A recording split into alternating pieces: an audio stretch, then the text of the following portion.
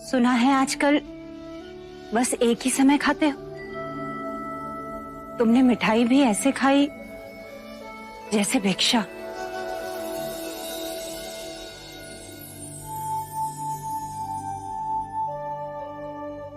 मैं भिक्षा भी ऐसे ग्रहण करता हूं जैसे मिष्ठान। मां, यदि भोजन पूर्ण ध्यान पूर्वक करें तो भिक्षा और मिष्ठान का अंतर समाप्त हो जाता है। अरे सत्य तो कहा, भिक्षा से मांगी हुई चीजों में रुचि अरुचि कैसी? बस सत्य भाव से खाना चाहिए। जय सिद्धार्थ, आप आ गए। नंद, चरण स्पर्श करो। अभी केवल तुम्हारे ज्येष्ठ नहीं, बुद्ध भी है।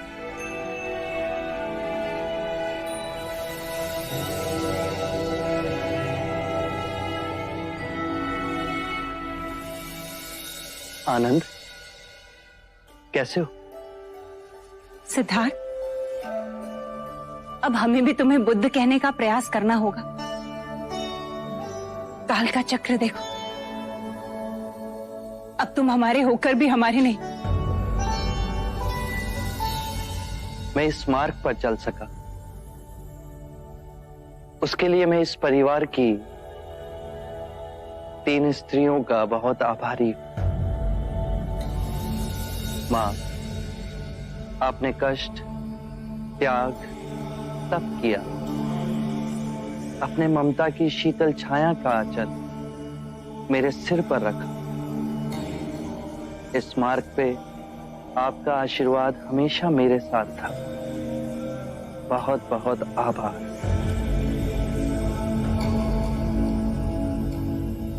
गोपा, तुमने भी अपना मोह और स्वार्थ नहीं देखा।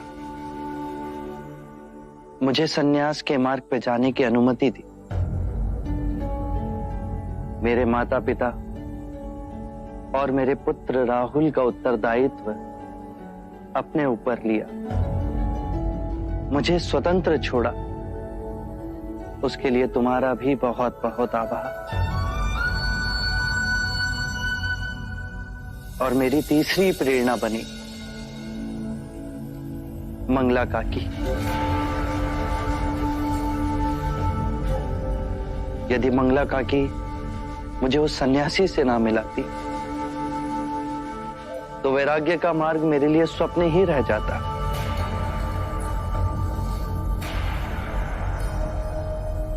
मंगला काकी ने मुझे वास्तविक संसार दिखाया, जो दुख और पीड़ा से भरा है। और उन्हीं के कारण मेरे हृदय में प्रश्न उठे, जिनका उत्तर खोजना मेरे जीवन का लक्ष्य बना।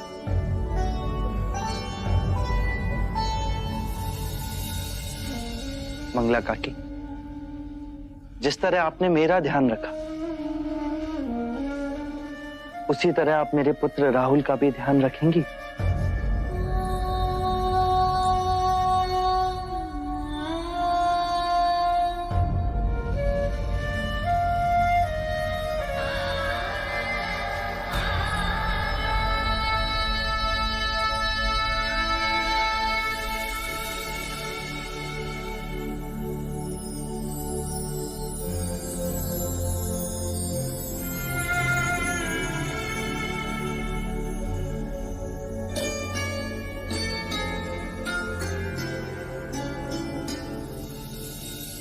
अब आप सब मुझे आज्ञा दें। मुझे निगरोध वन की ओर प्रस्थान करना है।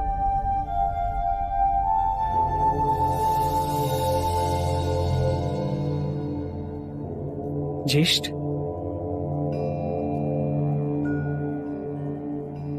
क्या हम आपके साथ निगरोध वन में रह सकते हैं? आपने जो परम सत्य पाया, क्या आप हमें उसके दर्शन कराएंगे? अवश्य।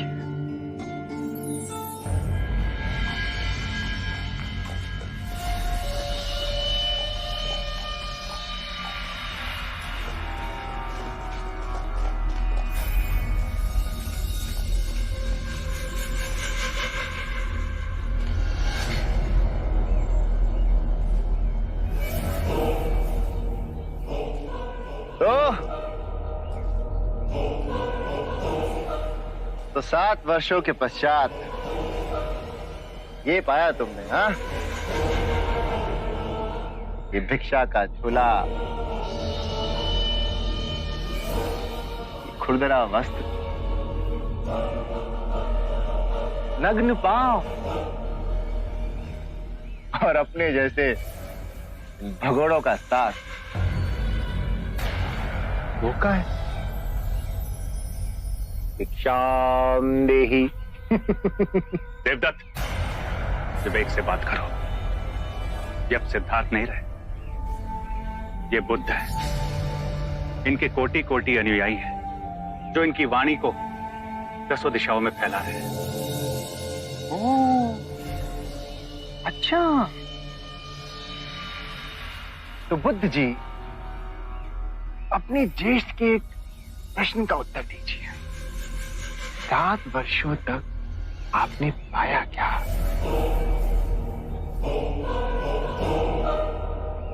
शांति। शांति। शांति की बात तो वो करते हैं जो तलवार की धार से इसे जीत नहीं सकते। तलवार से सारा जग जीत लिया, पर अपना मन नहीं जीत पाए, तो क्या जीता? तो तुमने क्या जीता? मैं जीतने नहीं, मैं तो हारने गया था। हारने? क्रोध हारा, लोभ हारा, ईर्ष्या हारी, वैमनस्य हारा। अब हारने को शेष बचा ही क्या था? तो परम शांति को उपलब्ध हुआ। अच्छा, तो तुम ये कहना चाहते हो कि तुमने शांति को पा लिया और मैं क्रोध को पाल रहा हूं? हाँ? ये तुम कह रहे हो, तुम्हारा अपना क्रोध ही तुम्हें पीड़ा देगा। मैं केवल विवाद कर रहा हूं। विवाद से ही हम क्रोधित होते हैं, परम सत्य का मार्ग छोड़ देते हैं और अपनी आत्म सुरक्षा के लिए प्रयास करते हैं। मैं क्रोध नहीं कर रहा। ये तो अत्यंत शुभ बात है।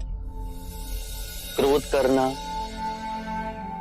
अपनी हथेली पर गर्म कोयले को रखने के समान है, जो हम किसी दूसरे पर फेंकना चाहते हैं, पर इस क्रिया में हम स्वयं को ही हानि पहुंचाते हैं।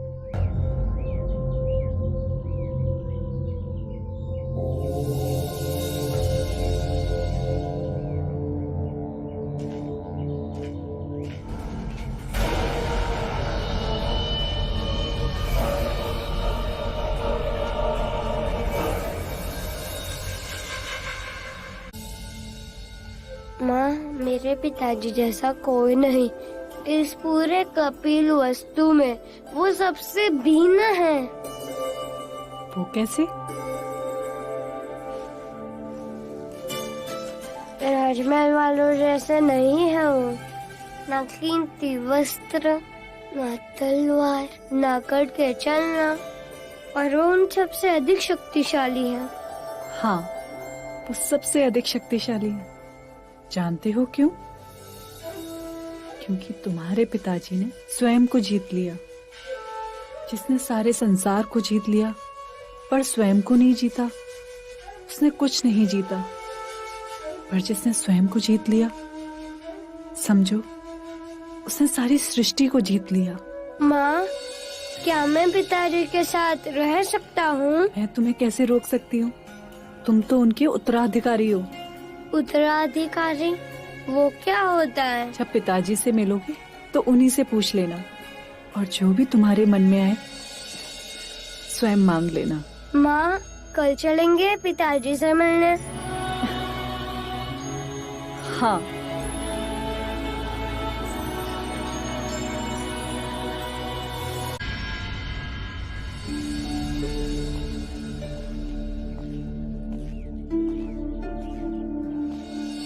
प्रणाम देवी।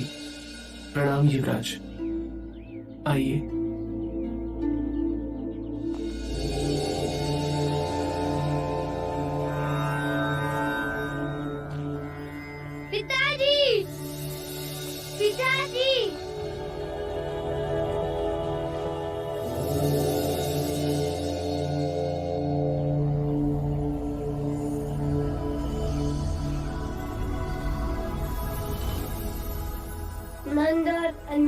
काका कहाँ है पिताजी? अमात्य आज दीक्षा ले भिक्षुक बन रहे हैं। वो दोनों उसी प्रक्रिया को देखने गए। मैं भी दे सकता हूँ। आइए।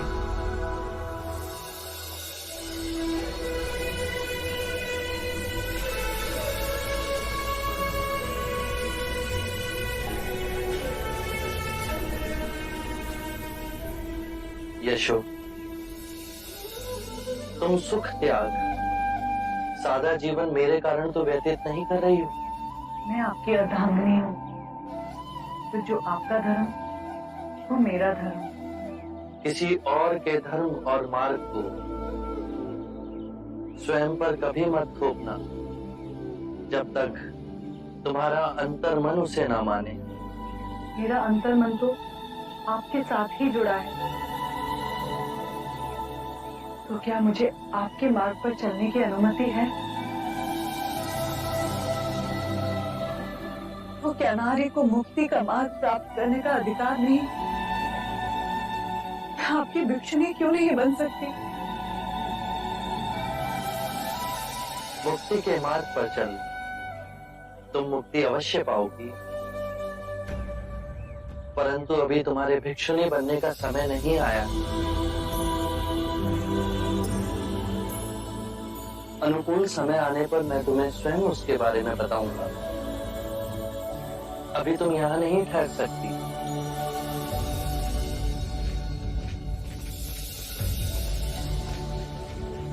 क्या मैं आपके साथ रह सकता हूँ? मैं जानता था आप मुझे अनुमति दे देंगे। मैं आपका उत्तराधिकारी जो हूँ। अवश्य, सही समय आने पर मैं तुम्हें तुम्हारा उत्तराधिकार अवश्य दूंगा। ज्येष्ठ, क्या मैं दीक्षा ले सकता हूँ? भिक्षु बन सकता हूँ? अवश्य, किंतु महाराज की अनुमति के पश्चात।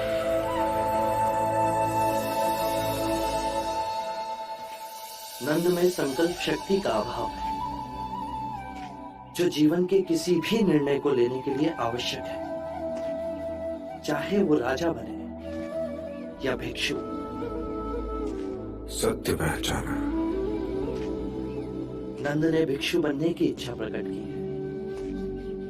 यदि आपकी आज्ञा हो तो उसे एक महासंघ में रहने दें। वो भिक्षु जीवन जिएगा, नियम और प्रशिक्षण में बंधेगा, तो उसमें संकल्प शक्ति का उदय होगा। यदि वो केवल प्रभावित होकर भिक्षु बनना चाहता है, तो एक माह भी संघ में नहीं रह पाएगा। पर इस समय साधना और अभ्यास से उसमें स्पष्टता का भाव जागेगा और दृढ़ता का विकास होगा।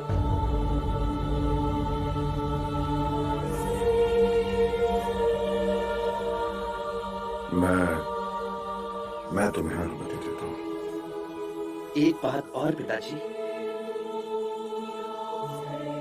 मेरा यहाँ से प्रस्थान का समय हो गया। अगले सप्ताह मैं कौशल की ओर प्रस्थान करूंगा। आप व्यथित ना हो पिताजी, मैं पुनः कपिलवस्तु लौट कर आऊंगा। एक अनुरोध है तुमसे पुत्र। सभी शाक्य राजा तुम्हें सुनने के लिए व्याकुल हैं। मैं आपसे बुद्ध से ये प्रार्थना करता हूं कि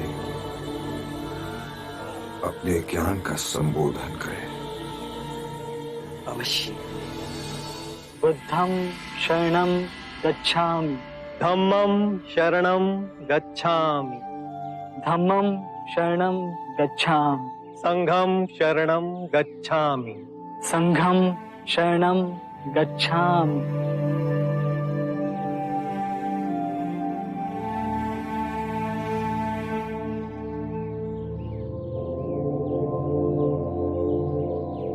नंद, आज से तुम भी संघ के सदस्य हुए। आज से तुम अष्टांग मार्ग का पालन करोगे। ध्यान में मध्य में स्वयं को केंद्रित करोगे, भिक्षा पात्र ले सभी भिक्षुओं की तरह आज से तुम भी भिक्षाटन करोगे। मैं पूर्ण प्राण लगाकर ध्यान उपलब्ध करूंगा और केवल आपके बताए हुए मार्ग पर ही चलूंगा। पिताजी, अब नंद काका सदैव आपके पास ही रहेंगे, तो मुझे भी दीक्षा दे दीजिए। तुम्हें भी दीक्षा दी जाएगी। तुमने मुझसे अपना उत्तराधिकार मांगा था, अब उसे देने का समय आ गया है। बुद्ध